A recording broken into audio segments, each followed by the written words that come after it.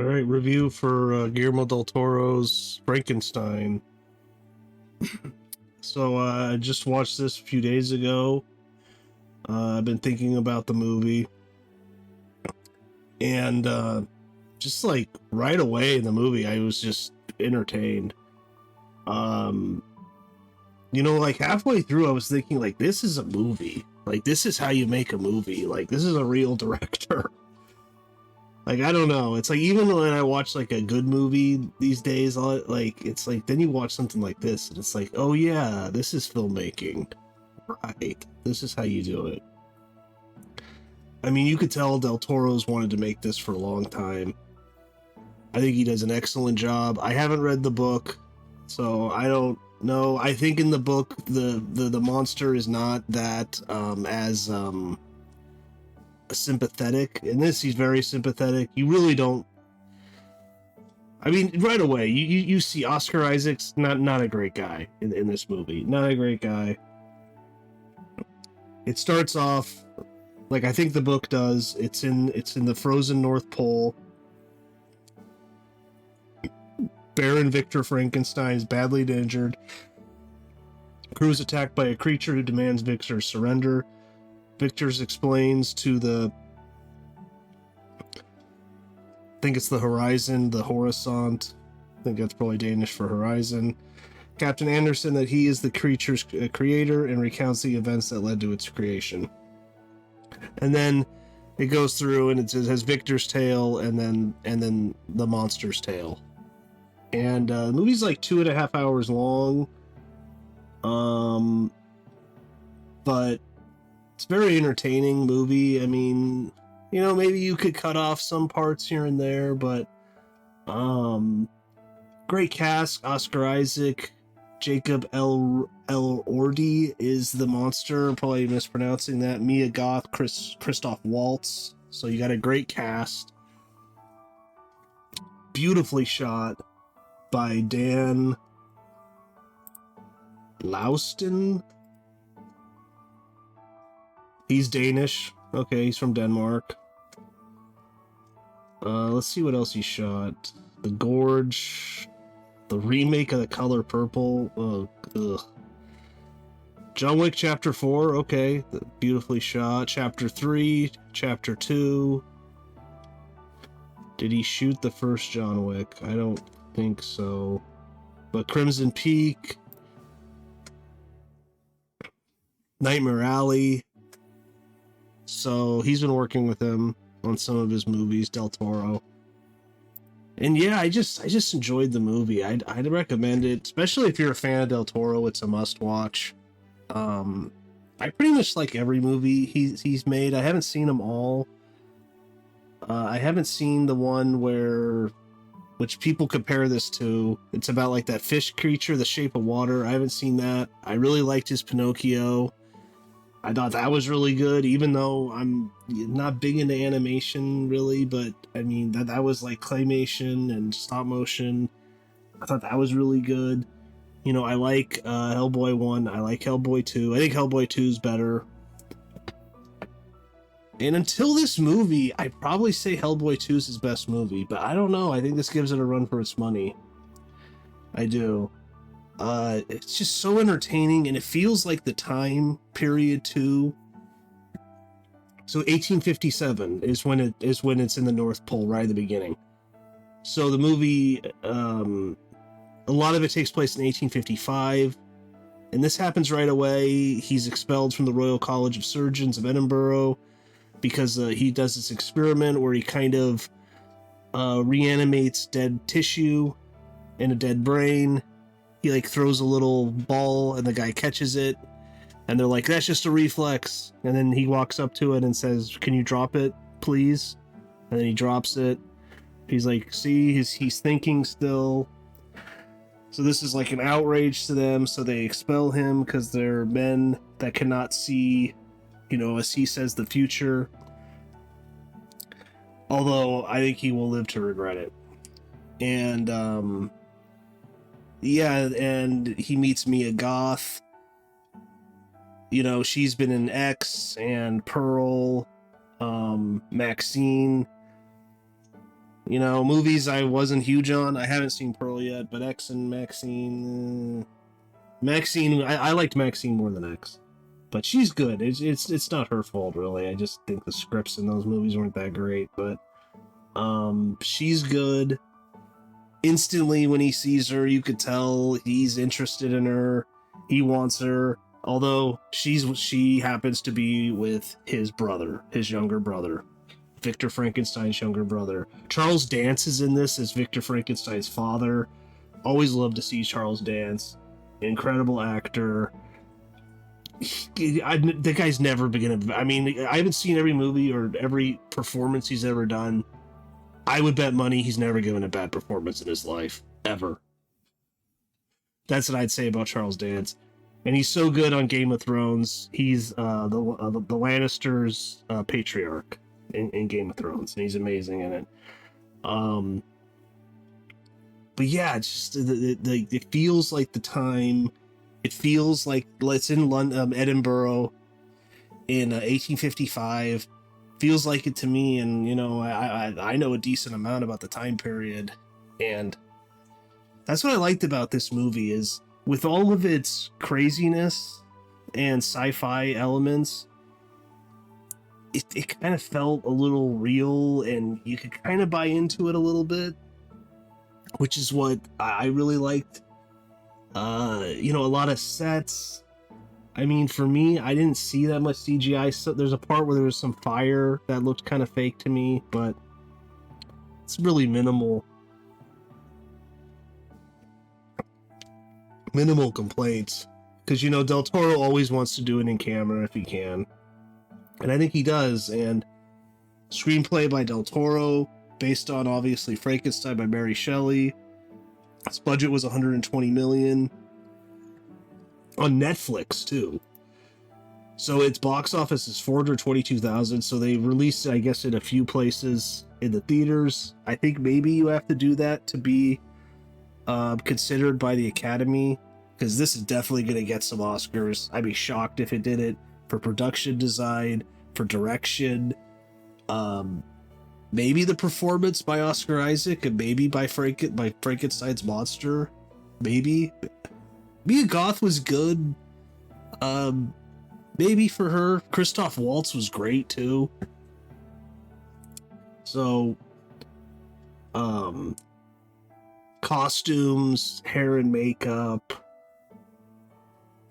just the whole 9 yards I could see with this. Editing maybe, but definitely a couple of them. And, I don't want to spoil it. I'll get into spoilers in a minute, but I just definitely recommend it. I mean, there's not much to spoil if you've seen the movies Frankenstein, There's so many adaptions of them. So there's not much to spoil. But there is some twists. Christoph Waltz's character is like a very rich benefactor. Yeah, this is all in the very beginning. I'm not spoiling anything. He owns artillery factories, and he makes weapons, and Mia Goth doesn't like this. She's kind of like all about peace and understanding, and she loves the little creatures in the world, like insects. She's really interested in. But Christoph Waltz is he was a surgeon in the military. He says and I wasn't a very good one. And then he says that he made his fortune off arms. And in the background, there's a war going on in Europe. They don't name the war.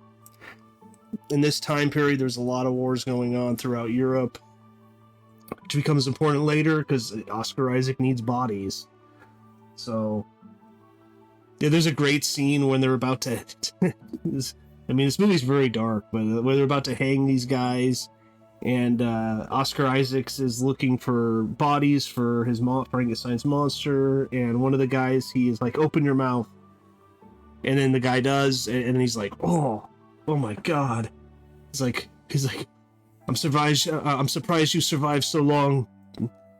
You'd be dead by the end of the year anyways. But Yeah, just definitely recommend it. I'll get into spoilers now, but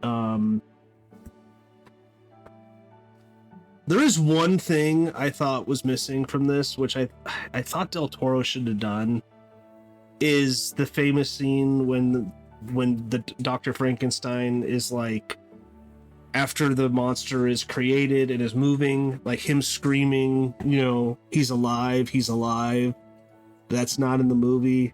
I kind of wish it was. I mean, Oscar Isaac's doing a great job. He's fully into the role. He's having a great time, even though he's kind of playing a dirtbag, because he's in love with Mia Goth, who's his younger brother's soon-to-be wife. Christoph Waltz is her uncle, I believe, and he just doesn't care. He wants her, and then it turns out she's not interested in him at all, which I thought was hilarious. In the scene where he follows her into the church and he acts like a priest and she's confessing to him, and she totally is on exactly what he's doing. He's not tricking her at all. Thought that was great. And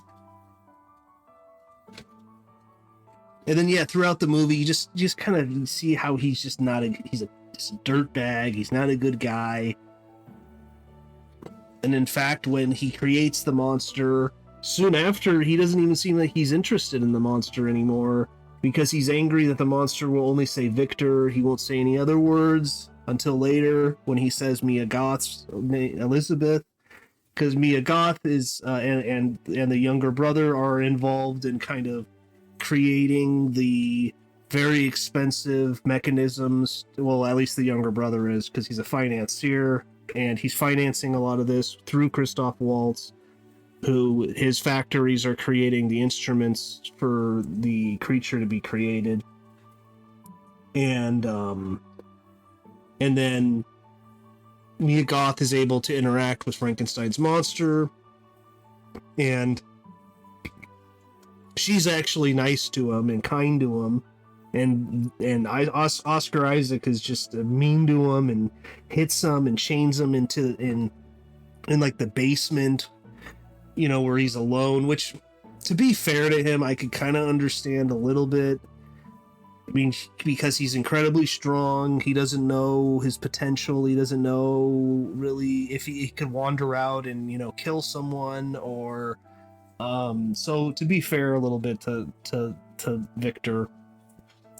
But he's just really mean to him, and he just almost instantly is like, he doesn't really like him. He's disappointed in him because of something that happens. One of the rods was bent because another great scene with Christoph Waltz. I really love this movie. I mean, it may be, in my opinion, well, Pan's Labyrinth maybe is his best, but it's definitely in the top 3 for me.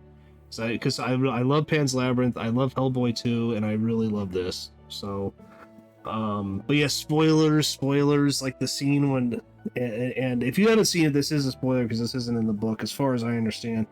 Christoph Waltz, it's revealed that he's financing all this because he wants immortal life, because he has syphilis, and it's destroying his brain and his bones, and it sounds like it's a terrible disease, and there's no cure then, there's no antibiotics, and and then he wants Victor to put his brain into Frankenstein's monster, and he's like, I'm not doing that because this disease is throughout your whole body and in your brain. And this causes a struggle. Christoph Waltz falls, he dies, and one of the rods gets bent. So maybe this makes him think that the monster is messed up because of this. And that's why, and a number of reasons he doesn't like the monster. But I also liked how he treats the monster like his father kind of treated him. So Charles Dance treats him. But just a great movie, though. Truly, I almost have no negatives, really.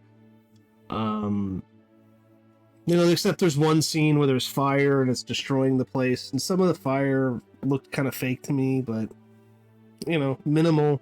minimal complaint. Um, even the performances of the Danish crew in the beginning and throughout the movie, especially the captain. The captain's great. That actor's great. Just great dramatic performances. And Del Toro just lets the actors act. You know, he doesn't do a lot of quick cutting. He just kind of puts the camera there, lets them act, which I appreciate. Because, you know, Del Toro's like a real director. He's actually a talented director. And, you know, I watched a lot of movies, and especially newer ones, I'm just like kind of like sometimes like, man, have they like forgotten how to make like a decent movie with all of the technology we have today, with all of this, you know, the CGI, and you can fix things in post, and you can do artificial computer lighting, and you can just shoot tons of film because it's digital. Although I don't know, maybe this was shot in 35 millimeter. I'm not sure, but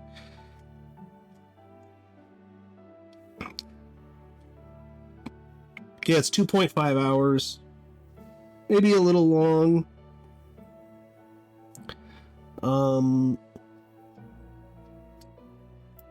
Some people are saying it's the closest adaptation yet. I don't know. That's a Hollywood Reporter. Rewrites dialogue for modernity, but honors the book's philosophy. Feels like a lightning-charged act of reanimation. Themes: Catholic guilt, creation as sin, unrequited love, what makes us human. A very European story through a Latin American, Mexican Catholic lens. Explores ambitious costs without preaching. Very emotional. The guy who plays the monster is great. I even really like the little side story when he is when he escapes. I mean, Oscar Isaac tries to kill him because he's like a psycho, and he's like crazy jealous too, because the one word he will say Elizabeth, and he knows Elizabeth kind of likes the monster. Doesn't mean it's like a sexual thing. Really, because like she's not like a bad person, because she's betrothed to the younger brother. She doesn't like cheat on him or anything. The younger brother is actually like nice to her. He's a nice guy. He has a tragic end, of course, and so does she. But yeah, even like the side story when he's able to escape from the fire, and then he's able to survive in the forest a little bit, and then he comes upon this small hut, or this small house in the middle of the forest with this old man and his family and his younger family, and he kind of just hides, and then he notices that they go out and they scavenge for wood. They need wood for the winter, so that he goes, and then he's super strong, so then in the middle of the night he goes out, takes a bunch of wood, places it in front of their house as like a gift. And then the old man that is in there is like, oh, it's the spirit of the woods, he's helping us, and it's a, you know, it's a gift. And then in return they give him some goods, some food, some water, I think some clothing. Just kind of, they just set it outside in the middle of the night, because they don't know what's doing it. You know, the old man says it's the spirit of the woods, but that was really good story, like really hard you know, just like a touching, emotional story. And it wasn't melodramatic for me. It just felt like natural. And then I like that they all leave because they have to go hunt these wolves, and then he's able to go and talk to the old man, and they become friends, and they kind of go out on walks in the wilderness. And unfortunately, you know, he meets a tragic end, but the guy's like, you are my friend. So I thought, oh, that was just like incredibly well done. So but yeah, you know, just wanted to give a somewhat quick review. I'm almost to 20 minutes, but yeah, it's bloody and gruesome, but beautifully so. Dark classic Del Toro. Gory sci-fi drama that's visually striking. Oscar Isaac owns the tortured genius. Elordi's creature is a revelation. Goth and Waltz add layers. Cast chemistry sells the creator-creation bond. Yeah. So,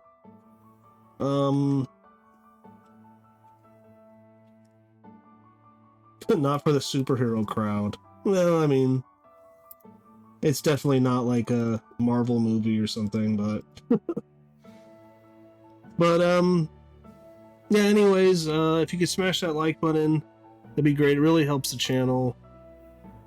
And yeah, check it out though. I'd highly recommend it. I really don't have many negatives about the movie. And I'd say it's one of Del Toro's best. So, but that's about it though. I'll see you next time.